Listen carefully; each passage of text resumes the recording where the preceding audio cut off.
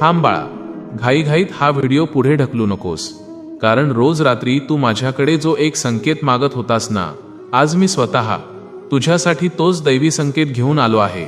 श्वास घे आणि शांतपणे माझे हे शब्द ऐक. प्रिय बाळा, तू बऱ्याच दिवसांपासून अगदी न थकता एका चांगल्या वेळेची प्रतीक्षा करतोयस. कधी डोळ्यात अश्रू आणून तर कधी मनाशीच भांडून तू मला विचारत होतास, स्वामी, माझी ही प्रतीक्षा कधी संपणार? मला एखादा संकेत तरी द्या. आज मी तुला सांगायला आलो आहे बाळा, तुझी ती प्रतीक्षा, तुझा तो संयम अजिबात व्यर्थ गेलेला नाही.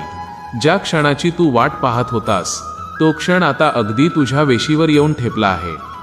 हे बघ, हाच आहे तुझ्या प्रतीक्षेचा सर्वात मोठा संकेत. तुझ्या मनातील ती चिंता, तुझ्या पाठीवरचं ते अपयशाचं ओझं आता खाली ठेवून दे.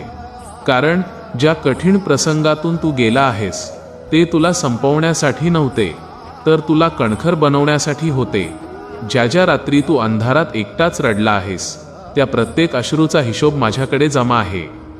लोकांनी तुला अर्धवट वाटेवर सोडलं, तुझ्यावर अविश्वास दाखवला, पण मी तुझा हात एका क्षणासाठीही सोडलेला नव्हता.